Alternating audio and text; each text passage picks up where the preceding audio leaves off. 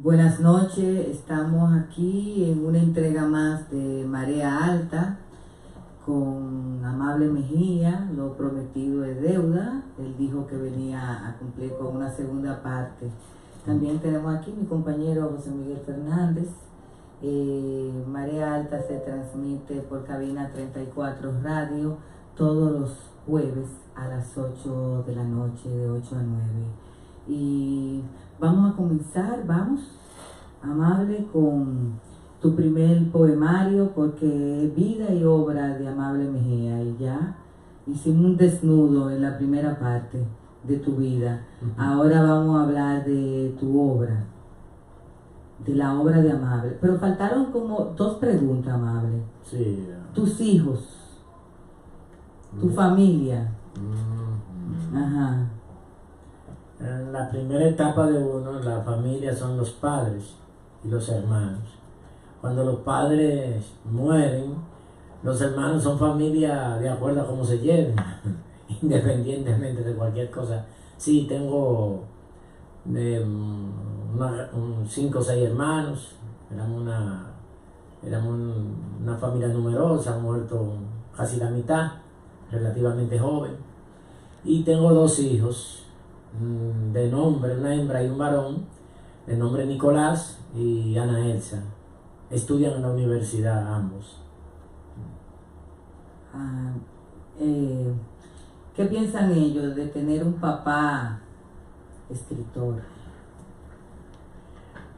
Generalmente los hijos se sienten orgullosos cuando una labor produce dinero.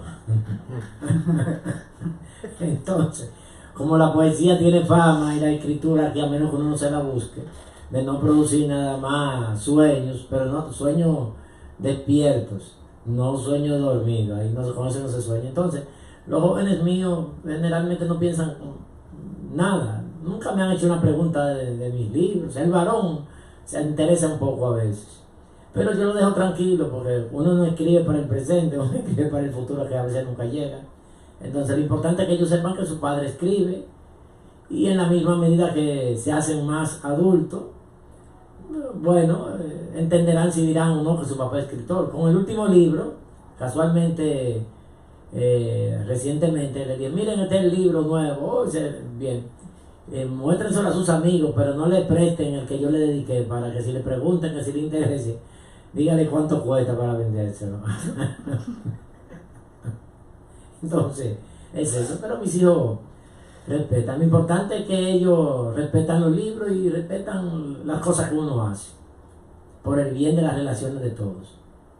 Bueno, Amable, vamos a... José tiene unas preguntas para hacerte, Amable.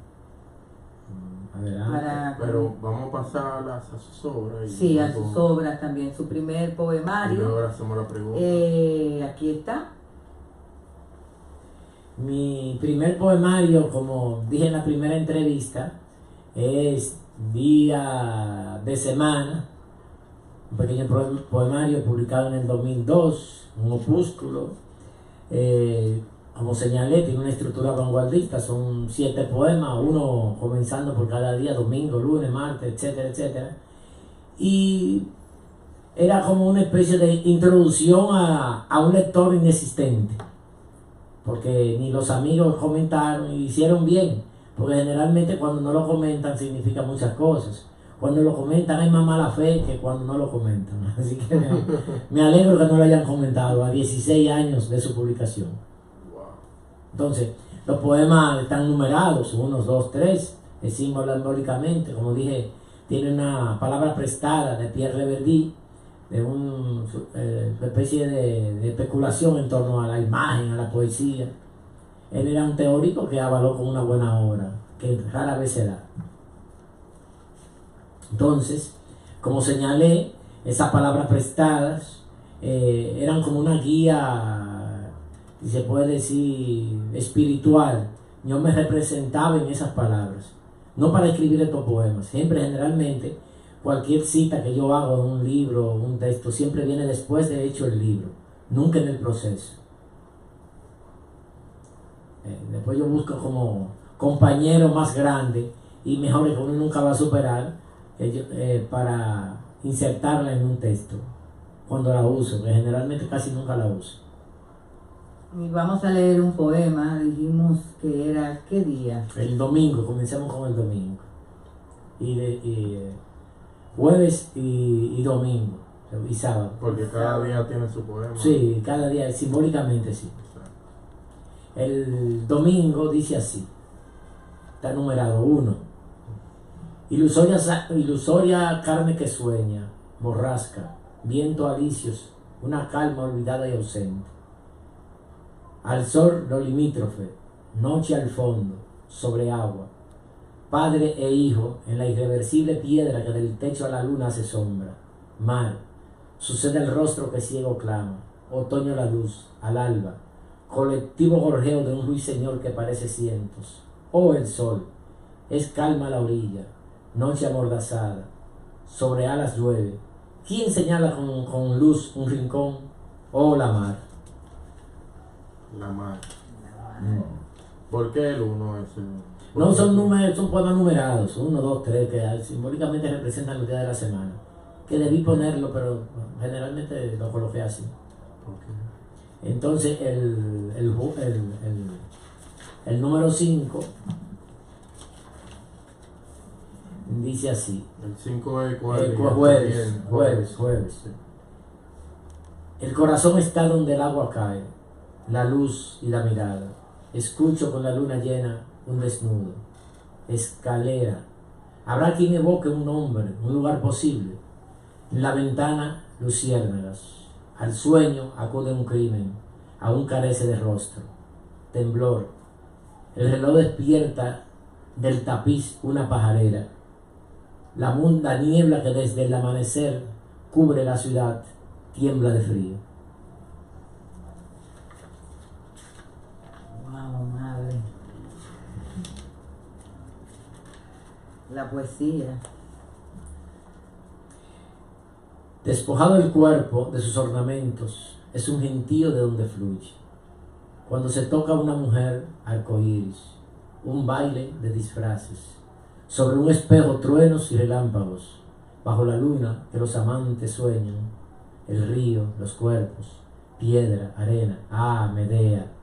Una luna llena enjuaga. Silbo. Estoy en mi hijo por el polvo que se sacude. Deletreo. Ese es el 7.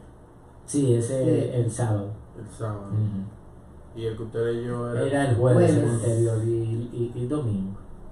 Entonces estos poemas tienen también mucha imagen de referencia para la especulación, para evocar la memoria, si se puede decir, emocional de la persona a partir de la imagen. ¿Y qué relación tiene esos poemas con los días?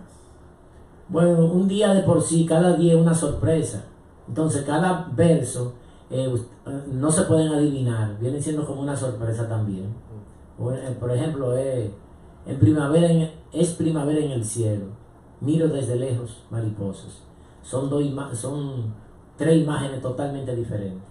Entonces así mismo es la vida. Tú puedes planificar el minuto siguiente, pero él se va a dar como tiene que darse y uno nunca lo sabe. Entonces la poesía, este texto tiene esa característica. Por ejemplo, apartando un poco de una imagen, ¿quién con la noche se sacia, sueña? Ella vive atrapando palomas que durante el día pierden sus alas. Puebla, con un parecido, amante y amado de luna, un niño los mira.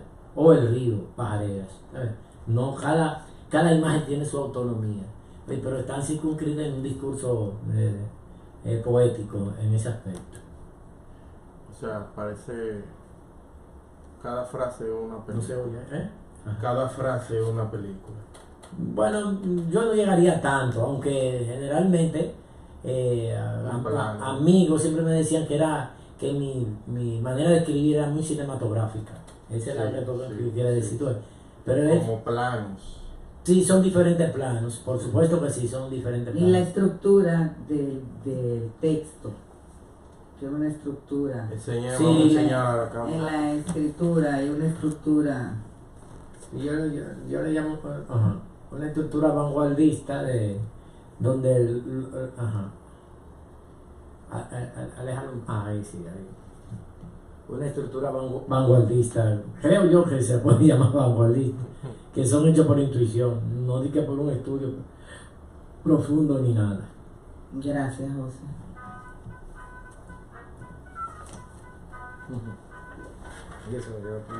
Bueno, vamos a continuar con el segundo texto de Amable. Amable, para que nos hable de este texto de cuentos. Aquí. Entre familias. Entre familias. Amable Mejía. Háblanos de la portada del cuento. Qué portada más porque realmente eres narrador también. Y mi intención principal siempre fue la narrativa, mi desvelo siempre es todavía, no digo que porque de una forma u otra la cultivo, pero parece que no que compite con la poesía, sino que hago más poesía que propiamente narrativa, no es que no escriba narrativa, pero generalmente siempre eso. Entonces, este otro proyecto también que se dio con Gerardo, un proyecto que compartíamos en ese sentido, y editamos este pequeño texto que son cuentos, 17 cuentos, lo forman, hubiese podido tener más o lo que sea, pero son eso, ahí el título de una mención que obtuve en 1994, con un texto que se llama así mismo, con el título del libro Entre Familias. ¿A dónde fue la mención? En Casa de Teatro, en el concurso que todavía creo que hace Casa de Teatro. Okay. Entonces, la portada es de Remy Ulloa. Remy Ulloa, un jovencito en ese momento, y ni recuerdo cómo se llegó a que le hicieran la portada, pero terminó siendo un hallazgo interesantísimo, llamativo. El primer texto, el primer knockout que uno hace con un libro en la portada.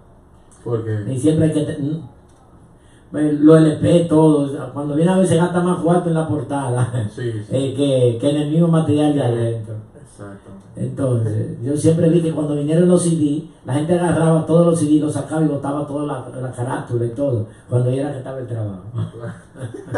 Porque la portada es la que te atrae, la que te sí, entonces, este pequeño texto, y de una forma u otra, el texto le hace honor a todos los cuentos. La que te conquista.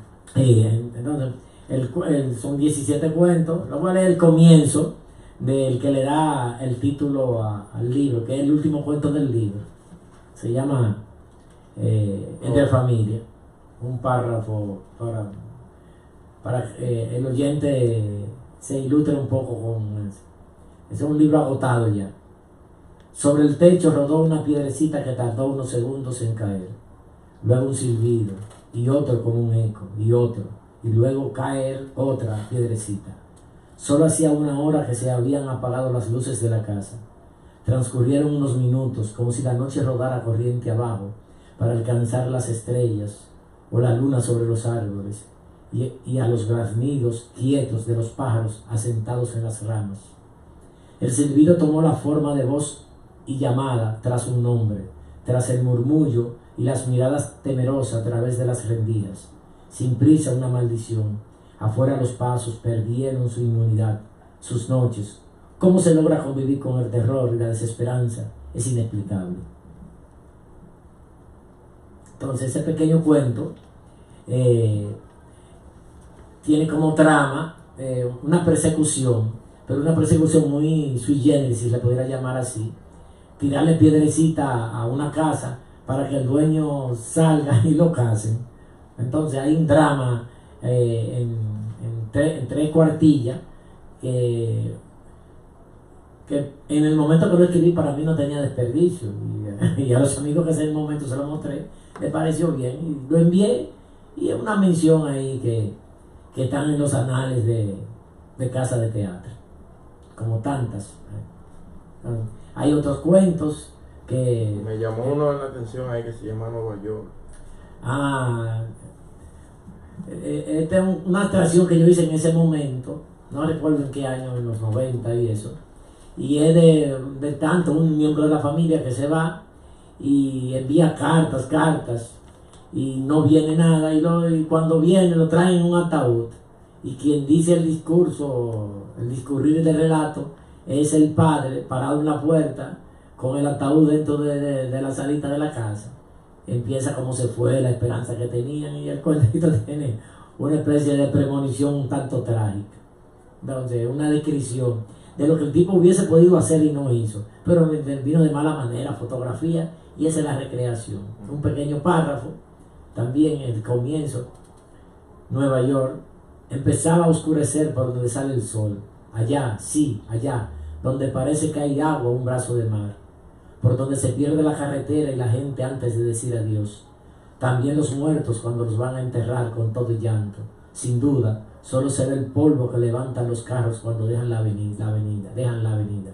También aquella noche en que te iba a parir y fui como un tonto a ver, ella y yo teníamos poco tiempo de estar juntos. Si pasaba alguien para que llevara a tu madre al hospital.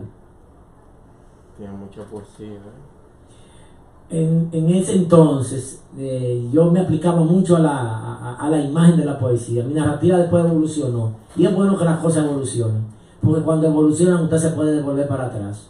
Después de ahí. No, en el sentido de la narrativa, de la escritura. De una narrativa muy, entre comillas, poética. Siempre hay que poner entre comillas de las cosas. Cuando el autor es el que habla de sus propias cosas. Pero después varié y me volví un poco más cruel, yo le llamo así, un poco más descarnado, pero eso forma parte también de la evolución del escritor. Sí, porque empecé a tratar temas con mucho más, sin prestarle mucha atención a una poética, a una descripción de paisaje y esas cosas. Y cada cuento de esto tiene esos comienzos. La poesía de acuerdo al tema, de acuerdo a la especulación, porque los personajes varían desde niños, adultos, viejos, en ese sentido. El que cuenta. Vamos a seguir con... El que cuenta y el que narra. Sí, en general. ¿Cuál es la diferencia? Bueno, un personaje del mismo texto puede narrar de manera continua y ir narrando los pormenores de lo que está pasando en el cuento, tanto de su mente como de lo que puede estar pasando afuera. Mi narrativa es muy psicológica. A veces comento con algunos amigos, y no lo digo por vanidad, el que me conoce sabe cómo soy yo en ese aspecto, que la narrativa dominicana se caracteriza por su falta de psicología. Los personajes de la mayoría de la narrativa dominicana carecen de psicología. Eso quiere decir que son personajes siempre a veces no estereotipados, y también lograron muchísimos maestros ahí de la narrativa dominicana, sí, sin citar nombres, ellos lo saben quiénes son. Entonces, pero en ese aspecto, pero mis personajes siempre van ahondando hacia adentro, no hacia afuera, se van confundiendo hacia adentro. Entonces, cuando narra uno de los personajes, cuando el narrador es el que narra, hay un término por ahí, cuando el narrador es el mismo, entonces, que el narrador va narrando todas las cosas, que no da tiempo a una psicología del personaje. Entonces, yo siempre tiendo a la psicología, a eso. Yo no puedo identificar, yo no describo por así, yo describo a partir de la intimidad del personaje, como el personaje del color, aunque no sea el color, cómo huele aunque no huele, cómo siente aunque haya pasado ese recuerdo. Entonces vienen los sentidos, las emociones, las todas, por eso muy sensitiva, mi literatura es muy visual, de ahí el elemento que José señalaba, y es lo cinematográfico, pero no lo veo como algo conseguido adrede, sino por trabajo y por una naturaleza de mi psicología. Como lo cuenta. Sí, como yo percibo las cosas, porque de una forma u otra el actor está involucrado en todo lo que hace. Sí. Entonces, todas mis percepciones. Hace muchos años leí que García Márquez comenzaba por una imagen visual, hacía un cuento. Yo lo puedo hacer también por una visual, generalmente, por un diálogo, por una palabra, me evoca algo, un olor. Pero el olor empiezan a identificarse con uno, con la memoria, cuando ya a lo que tú hueles ya no está. Padre, madre. Nostalgia. Sí, añoranza, pero nostalgia. ¿eso como lector o como escritor? como todo, pero yo soy un poco antirromántico en ese sentido. Yo nunca caigo en eso.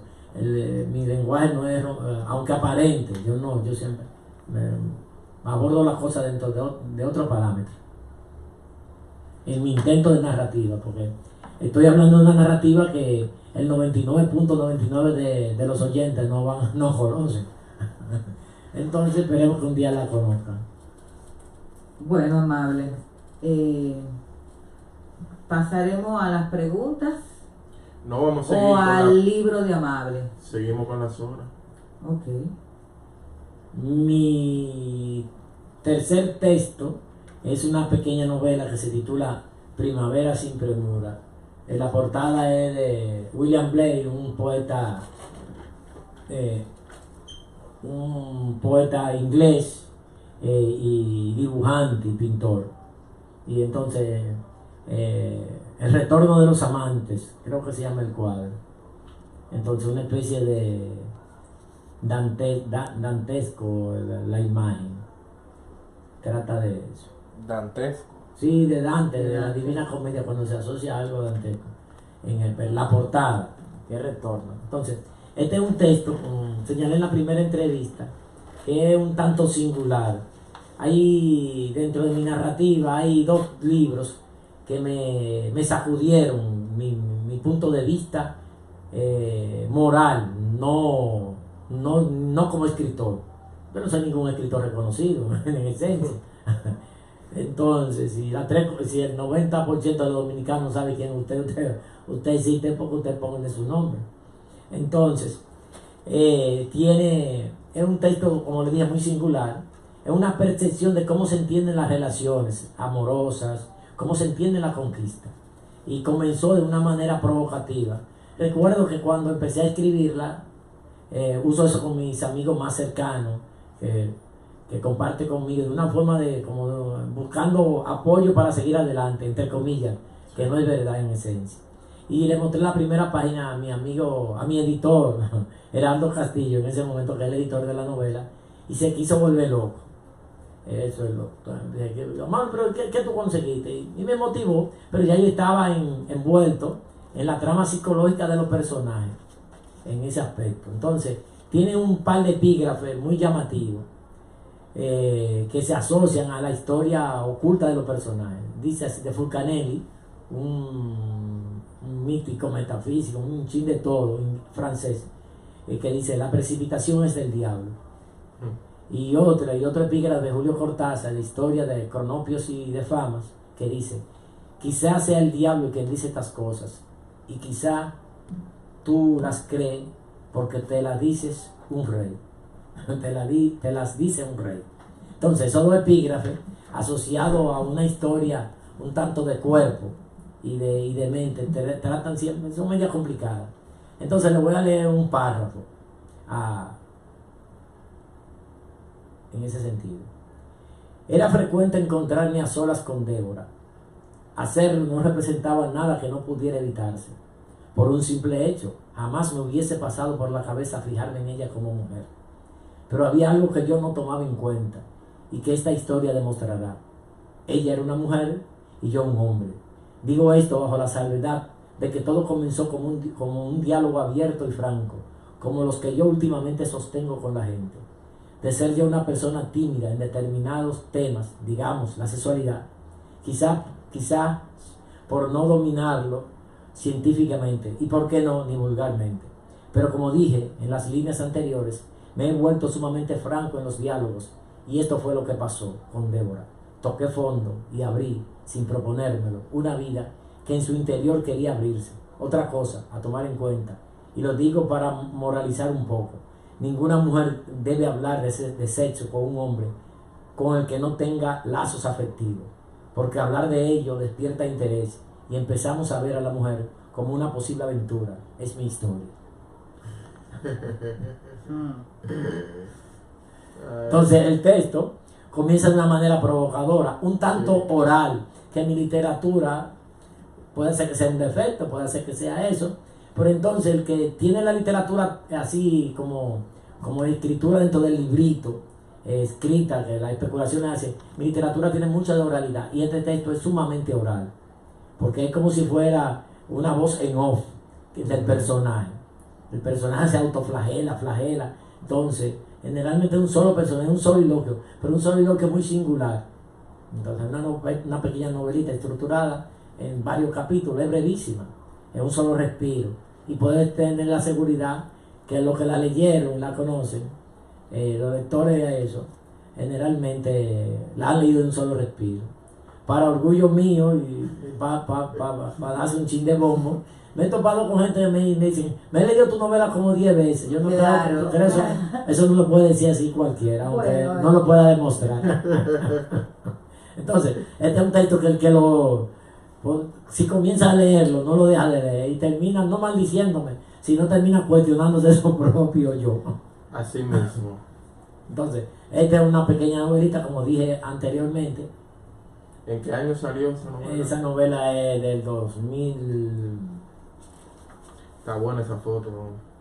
Ah, no, también la foto es media provocadora, porque parece un chulo de un prostíbulo en Mala, de 2008. De Entonces, Villajuana. usaba bigote en ese entonces. Mira, Entonces, no, que Villajuana. Villajuana, ahí están los mejores prostíbulos, en otra parte mucho más que sé yo.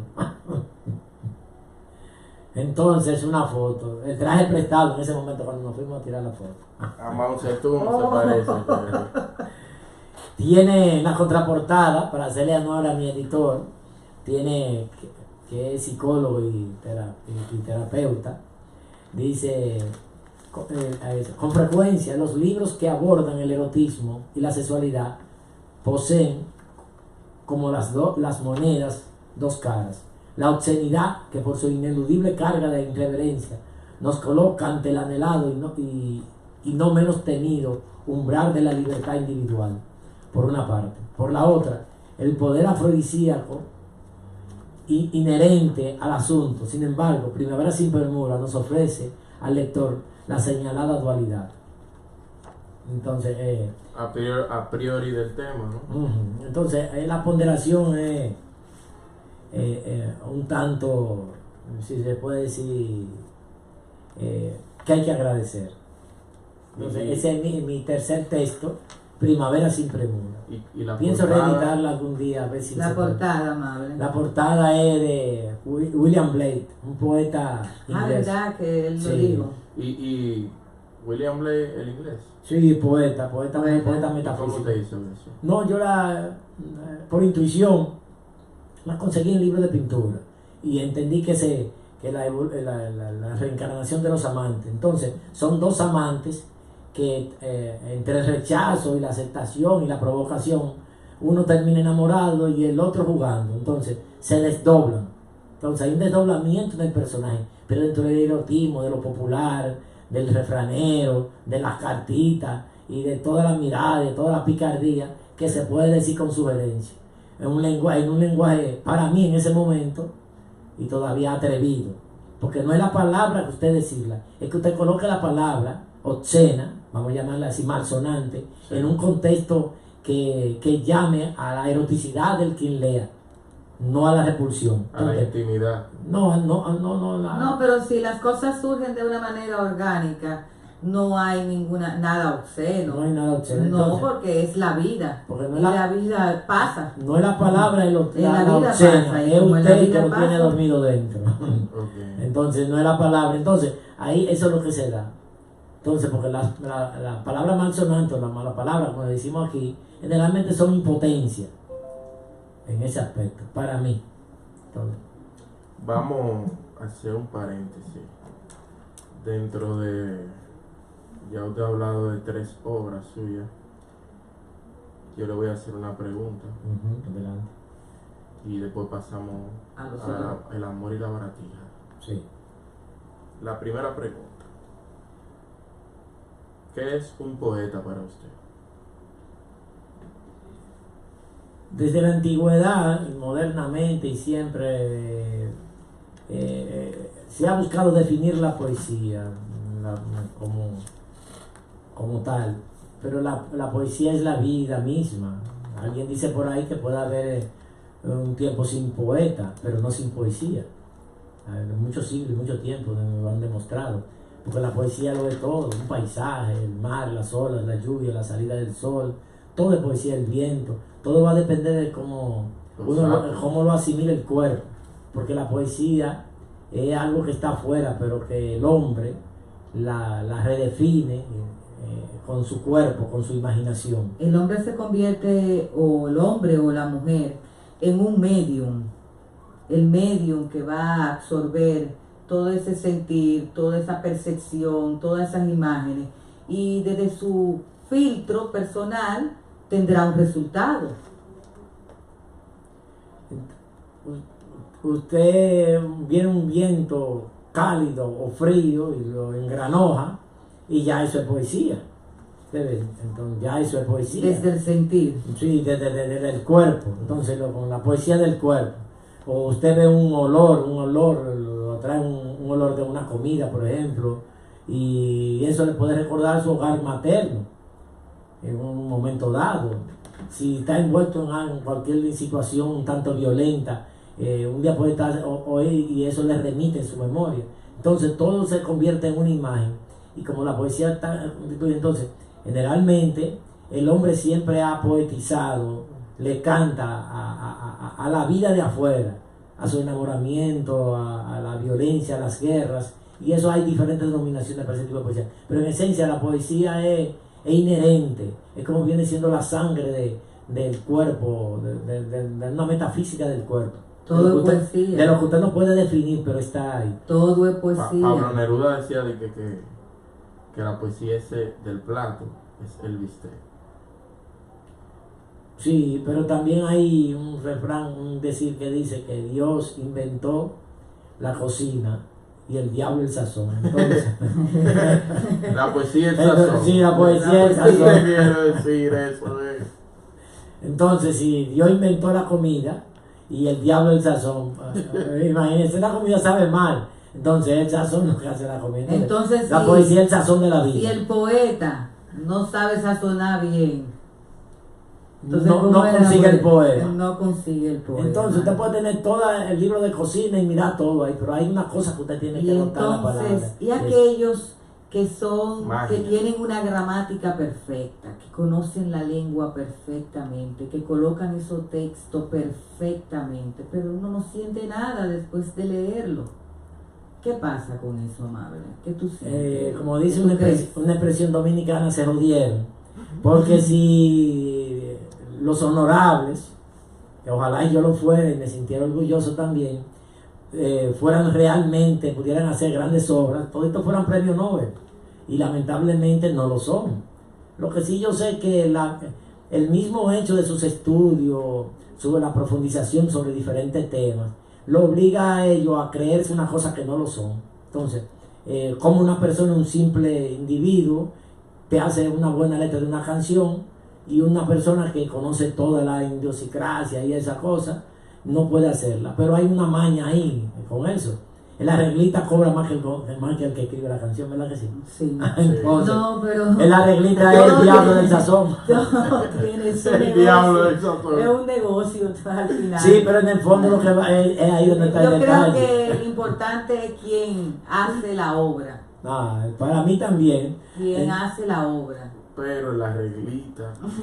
No, el que supervisa la obra cobra más que el que supervisa. Entonces la poesía, volviendo a la poesía es algo mágico, que cuando... Además, usted es poeta en la misma medida que va a escribir poemas que a otros le agradan y eso, aunque de mañana le desagrade. Entonces, el que se aprende fórmula para la poesía y no plantea su otro yo, una búsqueda real, su drama interior, sus conflictos psicológicos. No, todos los conflictos son psicológicos. Ellos no hay conflictos que no sean psicológicos. Entonces, hasta los sociales son psicológicos. Entonces, eso afectan. Se embromó Sí. todo. Entonces, la poesía es eso. A mí me ha importado poco definir la poesía. A mí me interesa más escribir un buen poema. ¿Le interesa más escribir un buen poema? Para yo aprenderme 60 teorías del cuento, toda la maña de cómo se hace un cuento, prefiero un cuento mejor logrado. Hay sus excepciones, Juan Bosch y muchísimo eso. Pero por ejemplo, Borges escribió muchísimos cuentos muy buenos y Borges no relaja con las teorías. Borges no se sentó a escribir un decálogo, porque ya él vivió con un decálogo detrás, que era de Horacio Quiroga, por ejemplo. Juan Bosch escribió una buena conferencia y especulaba y eso. Pero eso lo hizo, vamos a decirlo, por accidente. Juan Bosch siempre hacía muchísimas cosas por necesidad. Y ese artículo también vino por un pedido. Y cuando viene a ver, tiene una historia de necesidad. Sí, y él pero lo dice. los cuentos de Borges, a pesar de ser el intelectual que era, tenían atmósfera, tenían una historia real. O sea, Yo me refiero a la teoría. ¿Por qué a usted buscar hacer un decálogo? Decir se hace esto, se hace aquello, se hace el otro. ¿Cómo se hace un personaje? ¿Cómo eso? Que la literatura norteamericana es muy echada en ese tipo de cosas. Primero, usted se aprende toda la técnica y después escribe. A muchos le dan muy buenos resultados. Paralelo se puede llevar. Ahora usted tiene que saber por qué hace las cosas. Pero a veces ese por qué hace las cosas lo satisfacen más que los resultados. Y lo que quedan son los resultados. ¿Qué te mueve a hacer las cosas? No, yo me refiero a teoría, a estudio de teoría. Lo que te pueda mover puede ser cualquier tema. El tema más baladí, usted puede conseguir hacer una buena relación. Pero hay teóricos que saben citar cantidades de autores y ellos no pueden construir un texto ni un verso ni siquiera. O sea, y si lo construyen algunos, frío, bueno, es frío. Porque ellos tendrían que decir como un personaje de Moravia, una novela, si mal no recuerdo, una novela tiene un título de número, donde hay un personaje que va en el avión y va conversando con una joven al lado, una señora, y le pregunta a la joven, ¿qué usted hace? Yo soy poeta. ¿Y cuánto? No, otro escribió los poemas por mí y yo lo siento como si lo hubiese escrito yo. Bueno, eso sí está cruel. Entonces, cruel. Eso mismo, entiendo yo que puede pasar. Pero yo la definición puede venir en una conversación, pero yo no tengo definiciones preconcebidas. No la tengo, porque no es que soy alérgico al estudio sistemático. Es más, yo soy un lector creador. Yo no tengo licenciatura en nada. Mis amigos la tienen, yo lo respeto y son buenos. Usted no tiene teoría. Teoría en el sentido aprendida, así, que yo defienda con capa y espada, de otros autores. Yo busco otra comunicación trascendental cuando lo leo. Cuando medito en el momento sus teorías y eso, si se adecuan a mi forma de entender el oficio, de entender mi práctica literaria. Para mí, más real, usted busca una narrativa más real. No se trata de realidad. Se refiere de una comunicación que a veces tú no puedes definir. ¿Por qué un poema te estremece? Entonces, ese poema que te estremece con ese tema te remite a una experiencia vital tuya y de ahí viene un texto tuyo. Con tu propio lenguaje, con tus propias visiones, con tus propias pesadillas. A eso que yo me refiero. No hay ninguna realidad, que si es real o no, todas esas pendejadas. En el fondo. No, pero es real. Me refiero real en el sentido de que es su voz. En el sentir, en la verdad, sí. Que es en él. Por ejemplo, yo sostengo, que yo no me enamoro de palabras, yo me enamoro de símbolos en la escritura. Bueno. Entonces, sin embargo, hay escritores que se enamoran de palabras, ¿entienden? Crean palabras, se enamoran de palabras. Imágenes también, y de imágenes. Pero yo me enamoro de la imagen que viene propia de mi percepción, de mi visión interior, de mi forma de ser, de mi temperamento, de mi forma de entender las cosas, bien o mal, para depurarla y llevarla a una escritura como manda el librito, dentro de un 50 y 50, vamos a llamarle así. Okay. Y para el lector es muy importante ese viaje en la comunicación con el escritor, porque realmente si no se da ese clic, ese viaje, puede ser terrible. Eso puede ser terrible. Es otra cosa. Su poesía la puede leer todo el mundo. En esencia, cualquier poesía la puede leer todo el mundo, porque la poesía lo primero que exige es respeto. Si tú vas a leer un poema y no respeta lo que va a leer, ya, mejor no lo lea. Entonces la poesía tiene que ver con respeto. Es más, todo arte tiene que ver con el respeto, aunque usted no lo comprenda. Hay algo de usted que lo comprende, porque usted es contemporáneo o no contemporáneo de esas cosas. Si es un texto contemporáneo, la visión puede estar al lado suyo. Si no es contemporáneo, está la imaginación. Por eso los grandes textos clásicos, por todos los años del mundo, siglos, usted todavía puede recrear eso, porque son imágenes que se han impuesto a una forma de vivir. Por los siglos de los siglos. Ojalá y fuera así, porque también todo muere. Y mueren forma de... Hay autores que pierden vigencia por un tiempo y vuelven y se rescatan. Pero el ser humano siempre evoca. Bueno, sí, en esencia. Pero un poema tiende a eso, el respeto. Tú quieres tener buena comunicación con el arte, respeta. Respétalo. Ve a buscar algo en él, algo que él te va a dar, que te va a despertar. Estará a su servicio. No, ustedes van a desatar una comunicación trascendente, el poema y el lector. Y ahí no se sabe, sin imponerse uno y sin imponerse el otro. Pero todo el mundo sabe que el lector es definitivo, porque es el que le está dando vida a ese texto. Exacto. Entonces yo siempre busco eso en un poema. Un poema para mí no es bueno porque tiene tanto verso dentro de la estructura clásica, te obedece tal cual regla, sino las cosas que me despiertan a mí, dentro de mi forma de vida, de ver el mundo. Vamos a seguir entonces con sus obras. Mi cuarto libro, más pequeño, se titula El amor y la baratija. Un texto del 2000. Ahora mismo. Del 2007. Publicado por el Ministerio de Cultura y Ángeles de Fierro, una pequeña editorial de San Francisco de Macorís, del entrañable amigo Noel Sayos. Nuestro amigo, Sí. Es un pequeño texto que surgió como un accidente, como publicación. Qué duro está, man. En Cultura me pidieron, Amable, ¿tú tienes un libro? Yo, sí, yo tengo algo por ahí. Y escogí uno al azar. Y por una circunstancia, y el libro se publicó y bien, ahí, cuando el libro no es, que es cuentista y poeta y dramaturgo y tiene muchas labores, no es muy polifacético y bueno. No me dijo, Amable mandó de allá, ¿por ustedes leyeron el libro de Amable? Y el libro empezó a llamar la atención de los amigos, de 2 o 3. Entonces, el texto... Y la portada. La portada es de una joven pintora, se llama Kaylin Toribio.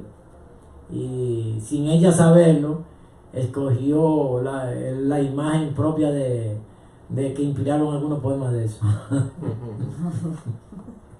Entonces, es eso, una negritud, el lado más claro de nuestra existencia, que se llama la negritud en la República Dominicana. Bueno, yo estoy muy orgullosa de ser negra.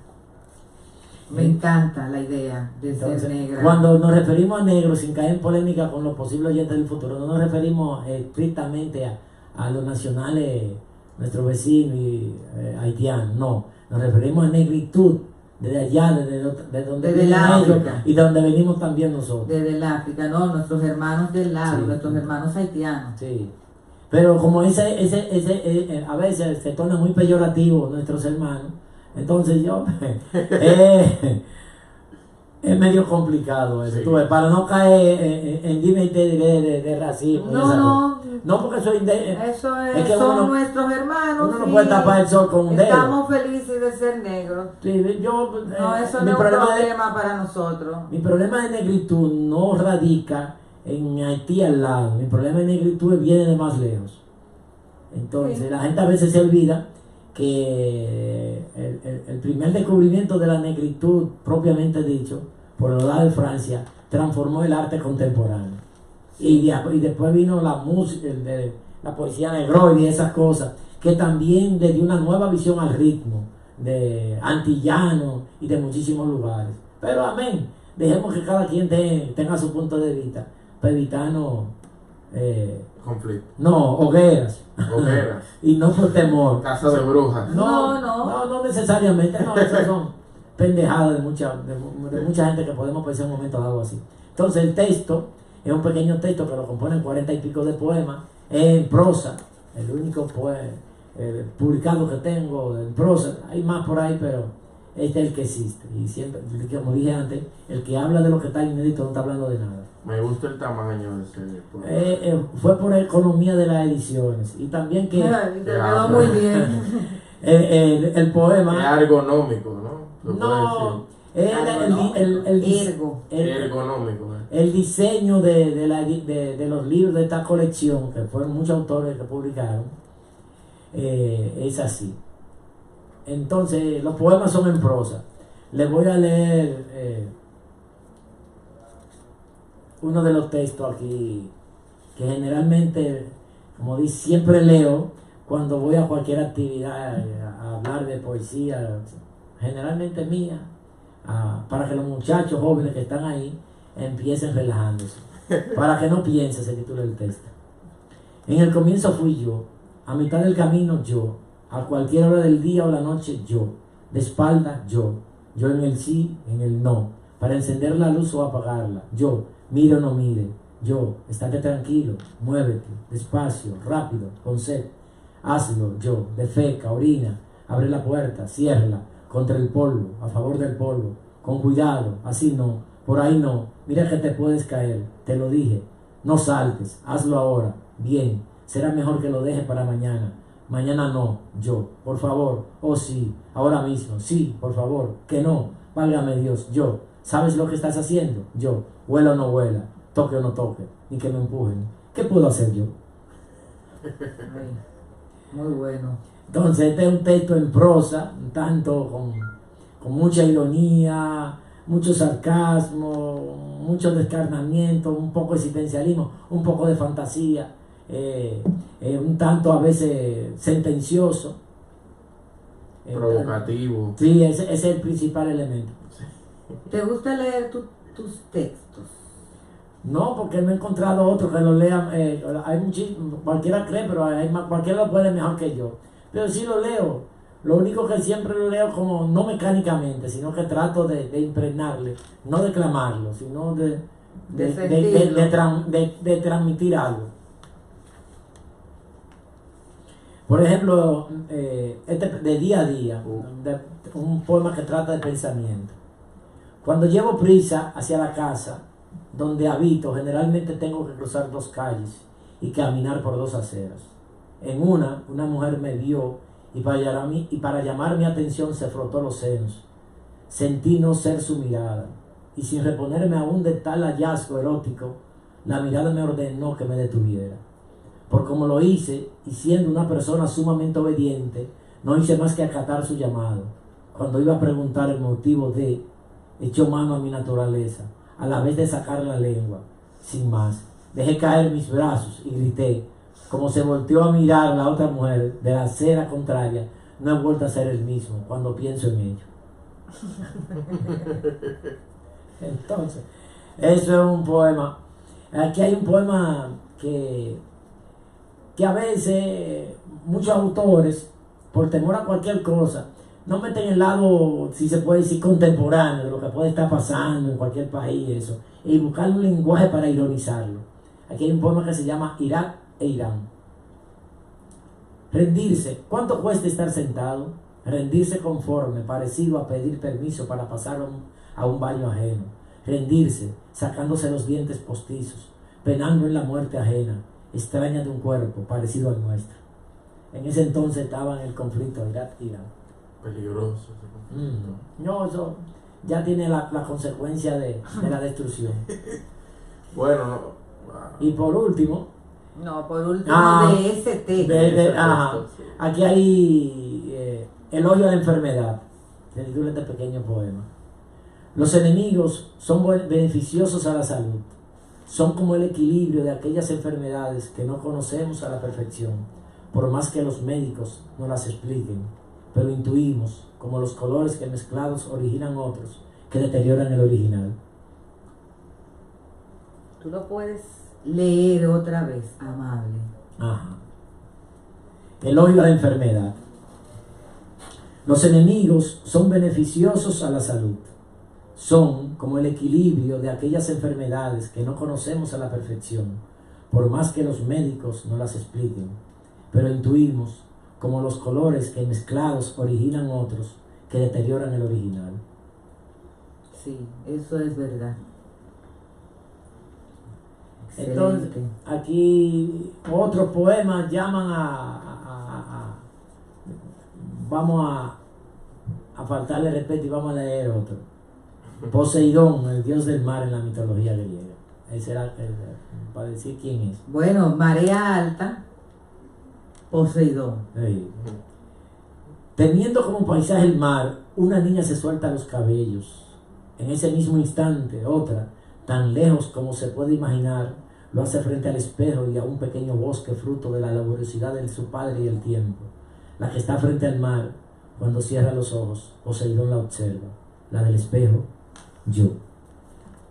Pero esos poemas tienen como... están encerrados en historias. Sí, todos tienen reflexiones, tienen a veces reflexiones del cuerpo, otras veces reflexiones de la imaginación que justifican unas ciertas cosas. Y hay otros más crueles en el sentido para mucha gente, pero en el momento que surge la percepción o la necesidad de escribirlo por un acumulamiento, no vienen dados de que por ni inspiración, usted está pendiente de donde vino la chispa, vino la hernia, vino la puñalada y usted le saca el cuerpo para dejarlo como palabra. Exacto, eso le iba a decir que cuando usted está leyendo, si usted evoca los mismos sentimientos que cuando usted escribe, o cuando usted escribió su imagen, cuando usted se le ocurrió esa imagen en el momento. Yo siempre me gusta el equilibrio a la hora de sentarme a escribir. Yo no escribo ni airado, ni con ira, ni con un exceso de felicidad. Ni euforia. No, yo siempre estoy en equilibrio. Frío. Es más, yo voy a la escritura a veces con un estado de ironía, de burla. Yo siempre voy a faltarle respeto a las cosas. Cuando termina el poema, tampoco te da euforia. No, tampoco, porque me distancio inmediatamente. Y yo me distancio, yo no me quedo en esa palabra. Eso es como si yo entro la mano a una canasta y saco un número, salió el número, hago lo que hago y vuelvo y continúo mi trabajo. Entonces yo no me quedo ahí. Y aunque corrió sobre la marcha el poema, la prosa no, porque cuando usted corre la prosa, construyéndola, pierde interés. Porque usted no puede estar pendiente a qué huele la cosa de comerse, la tiene que comerse para después saber qué huele. Primero que huele y después comerse. Entonces el poema me viene en un estado no eufórico, sino que yo sé, una imagen, una frase, me destapa el poema. Una palabra no. Okay. Yo no, ni una imagen, generalmente. Una contradicción que siento en ese momento. Sí. Ahí como la suelto. Que es bueno saberlo, en verdad. Entonces, lo mismo pasa con la narrativa la planifico un poco más, la sazono más, pero también se aprende a escribir escribiendo. Entonces, la historia viene contada en la misma medida que usted se sienta a escribir, de acuerdo a la capacidad del tema que usted tiene entre manos. Escribiendo, leyendo, viviendo. Sí, pero escribiendo, cuando me refiero a escribir, se llama que si tú no te sientas a hacer el texto, no va a venir. No va a salir. No va a venir el texto, no, para nada. Entonces... Vamos a seguir con las Islas de los Hombres Felices. Este texto lo publicó el Ministerio de Cultura en un plan que fue el único que se dio. Ojalá y vuelvan y lo pongan para que motiven a algunos jóvenes, no a un viejo como yo, porque ya yo tenía, hay que motivar a los jóvenes, no a los viejos. Entonces, a los jóvenes hay que darle. Aunque en literatura hay una paradoja, que se es joven a los 60 años. Entonces, ay, Dios mío, yo te saben. En este caso, cuando se hizo este sistema, los amigos que dirigían eso, porque hay que hablarlo claro, me dijeron, mira tú, vamos a ver qué leíste ahí. Cuando yo vi a todos los jóvenes, y yo, no, yo me voy. Estos son demasiados muchachos para mí. No, pero al final yo era el más viejo, y después le seguía a otro amigo poeta, pero como quiera. Ya yo tenía el texto hecho, esto era una novela que yo la tenía hecha. Algunos quizás la hicieron, otros poemas, teatro y cuentos. Vamos a enseñar la portada, a mostrar, sí. Ahí está. La portada es... Retíralo un poquito para que se está. pongan el encuadre. En la Exacto. En la dirección de... Gírala así ahora. No, así no. No, así no, tú No, lo estás poniendo José. de José, tú lo estás poniendo así, voltea, ajá, sigue Voltea, así. sigue. Así, No, así. exacto. Es para que la vean en Ahí, diferentes ahí. Exacto, ahí. Gracias, José. Es para que la vean en En diferentes el ángulos. ministerio, en la dirección de Rafael La Antigua, Yo entiendo, José. como ministro de Cultura en ese momento, y Basilio Belial en la dirección del libro y etcétera. Entonces, ese fue que coordinaron estas publicaciones de una serie de libros en teatro, cuentos, novelas y poesía, de 3 autores por cada género. Entonces la pequeña novela se llama La isla de los hombres felices. Es otra novela corta en ese sentido. La pequeña novela comienza con un diálogo. Ahora, si miran hacia arriba, levantando la cabeza, miré al hombre que acababa de hablar y me dije, ¿vendrá de la isla de los hombres felices? El que quiera salir de este auditorio, que lo haga ahora. Y si no quiere mirar hacia arriba, y si no quiere mirar hacia arriba, que lo haga hacia la puerta. El tono empleado me resultó amenazador. Miré a mi diestra y siniestra, los presentes, hombres y mujeres en edad, es decir, viejos. Nadie dijo nada. Ese era el jueguito, nos intimidó. No en vano estábamos cerca de volver a ser niños de tetas. Pregunté, ¿qué hay arriba, licenciado? Miró ya, señor. Aún no. Entonces, ¿cómo quiere que le diga lo que hay arriba si no obedece mi mandato? Ah, espero que usted no esté jugando con nosotros, señor. Sucedió lo que pensaba. Unos pocos empezaron a reír. Luego todos, menos el licenciado, no dijo en qué. La risa de todos iba a beneficiar al licenciado como tal. Opté por callarme y el licenciado dio por terminada su intervención en el púlpito y esa jornada para un breve receso. Escurridizamente me dirigí a la puerta, momento antes señalada amenazadoramente, al negarme a mirar hacia arriba, aunque vi a uno que otro presente, apoyado en no mirar, y hacerlo obedientemente. El licenciado bajó los escalones del podio, recibiendo elogios y palmadas en el hombro, quizás por su participación, o porque yo hice que terminara antes de tiempo. Se abalanzó sobre mi escuálida figura. Antes que nada, le dije, por si venía con intención de volver sobre el tema, nada personal, licenciado. Usted sabe que cuando envejecemos, 3 cosas asedian. Hablo por mí: el dinero, comer e ir al baño. Entonces, el texto, la novela, comienza en un retiro de eso, para que la gente Un retiro se sienta religioso, bien, un retiro se sienta de bien, busca de mejorar conozca gente, su espíritu. trepe, busque al tipo que tiene buenas posiciones. Pero un retiro religioso. ¿Es un retiro religioso Sí, o un de retiro eso de político? güey. Es un retiro religioso. Ah, religioso. Entonces es una sátira, pero buscando que la gente también se observe a sí mismo, medite sobre su propio comportamiento. Entonces es eso, en su fe, en su búsqueda, en su manera de entender. Y el tiempo que tenemos. Amable, háblanos. El cuarto libro es El Nuevo Mundo, Nuevo Mundo. un título de poesía muy abarcador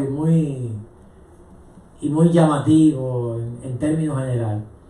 El color. Es una especie de himno y nuevo mundo. Se divide en 2 partes. La primera parte es Nuevo Mundo y la segunda 9 o 10 poemas con un solo canto. Se llaman himnos. Son 2 títulos muy ambiciosos. Entonces, Hablan un poco de ese título. Nuevo Mundo. Bueno, Nuevo Mundo es así mismo, un nuevo mundo.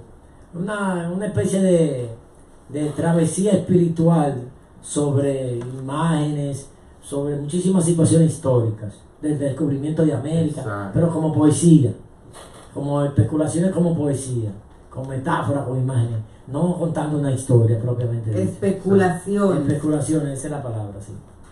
Entonces, el texto es del 2015.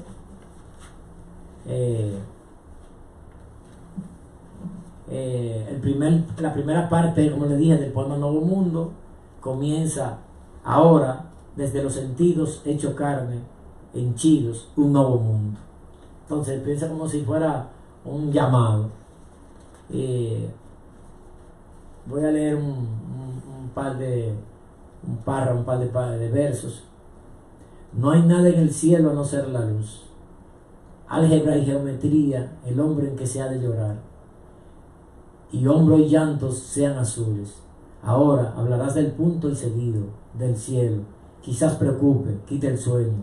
Ahora lo harás del polvo cósmico de las estrellas, de cuando llega a la tierra, donde nadie pasa, no pasa nada. Oírlo todo, hablarlo todo, el silencio, el drama puesto en escena. Satisface hasta quien no ha pensado en sentirlo. Ahora haz silencio ante la noche, ante el temor. Arrastra, ciclo tras ciclo, hasta el azul infinito. ¿Cuántas líneas discontinuas donde ir a parir si pudieran? Antes lo hacía la luz, aunque no hubiese memoria. La que maravilla, las huellas, dejar en la arena. Llegan las olas y las borran. Pensar, todo tiene que ver con la luz. Lleva, trae el sol y la luna como prendedor de plata. No hay nada en el cielo a no ser la luz. Es un poema del 1500. No. Es de 2015. Del 2015. Entonces, Sí, pero yo digo, Evocando los viajes. tiene un aliento elegíaco, ¿cómo se llaman? Elegía o de vocación de la historia, pero de la historia un tanto singular. Es eso. bueno, Pero no, es eso. Nos falta un libro. el otro cielo. El otro cielo. El que comenzamos el con programa. el que comenzamos el programa y la primera parte, y ahora vamos terminando con el mismo libro. Es de reciente publicación de este año, de El este mes, último. sí, el último. El penúltimo. Lo componen 40 y pico de poemas. Entusiasma en torno al tema del amor, no a una mujer específica, sino al sentimiento cósmico, aunque haya su mezcla con un par de versos eróticos y eso, pero en el fondo trata de eso. Está dividido en 4 partes. Las 3 primeras partes dedicadas a 3 números, al 3, al 7 y al 9. Le voy a leer. Cabalístico. Ajá. Es cabalístico el texto. Bueno, si el lector quiere agregarle eso, yo feliz. Okay. Entonces, el poema de la tercera parte, que se llama Área Verde, dice así: 9 son las distancias, los acosos, las contraofensivas, el cuerpo que duerme en la cama, la sala de espera, la cobardía, la campaña de descrédito, la rosa dejada al sol para que se seque. 9 los pasos, los zambullidos, las zambullidas, los lagos, el camino que comienza siendo uno y casi al final son 9 confluencias que llevan a una sola profundidad, que solo es imaginada por quien apenas da para ser soñado cuando dice te amo. 9 es un número en esta relación de aconteceres. 9 las dudas, 1 la boca, pero que vale por 9 aunque nadie lo sepa, aunque lo ignore yo mismo que lo diga. No olvido que esto es poesía. Amor de una mujer, desnudo de una mujer que no termina con una posesión ni comienza con un abrazo. Es todo lo dicho y lo que no se ha dicho. De ahí el 9 llevado entre las patas de un caballo. Mi distancia te quiere, mi ausencia se ha quedado muda, su incoherencia es proverbial. No veo la hora en que digas que quiere parecerse al ojo de una aguja, a mis ojos que no ven ni lo que está cerca. Al 9 en camino para mecerme 9 empujones, 9 zambullidas, 9 veces abrir el candado, tocar a la puerta, salir de casa sin la intención de regresar con la presa. La intención es que la presa sea yo. Di lo que quieras, mi intención es amarte, si la oscuridad me lo permite, si cuando salga al sol, la sombra, que tanto ha hecho por esta causa, perdida, decreta, causa. Sí, ya lo sé, arriba el agua. El 9, número mágico como temido, y de la cintura para abajo, otra vez el 9. Entonces ese es un texto, la última parte son como una especie de aforismo en torno al sentimiento y a ciertas especulaciones que venían al caso al momento de escribirse. ¿Por qué le gusta ese 9? No, eso es simple, una elección. Acuérdate que yo iba a leer ese texto y a mí me encanta. Sí, sí. Área verde. Sí, área verde. Se titula Área Verde. Entonces, no es una elección. Quien decide cuando un poema es bueno o malo es el lector. Cuando un escritor o un poeta quiere meterle por ojo y nariz, boca, ojo y nariz, un poema, generalmente Un poema siempre se obligado. equivoca. Siempre se equivoca. Claro, porque hay diferentes percepciones. Y entonces hay que dejar que el lector, el con maña y sin maña, el que no existe y el que existe, Con maña y sin maña. haga su propia elección. La maña es el método. La democracia. Bueno, cuando uno tiene que llamar a maña o buscar maña, ya la cosa se pone delicada. Entonces, Panfletaje. la poesía. No, sé qué panfletaria, No. delicada. Porque la poesía panfletaria tiene su porqué y su misión y Sí. su objetivo y lo ha cumplido. Y consigue lo que se propone. lo que se propone en ese momento social que se van repitiendo por los años, porque nosotros no estamos libres de nada. Yo me veo en el mismo sitio con más tecnología, Aunque no igual. aunque no es igual, pero No, nada está igual. no. Ni nada sigue estando igual. Se puede hacer una poesía panfletaria, Sí. pero ella va a cumplir su misión. Ok. Esa poesía va directamente a una misión, esa no va a especular nada, esa va directo a su planteamiento, ya sea social, político, humano, de demandas. Ok.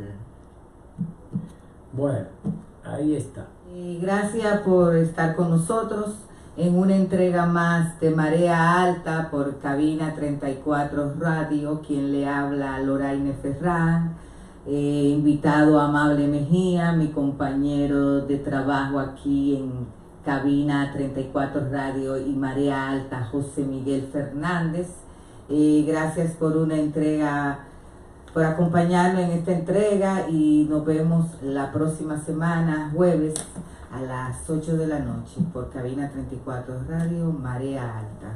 Gracias, Amable. Gracias, José. Gracias a ustedes y agradecido de los oyentes. Y a los oyentes, gracias. Muchas gracias. Hasta la próxima.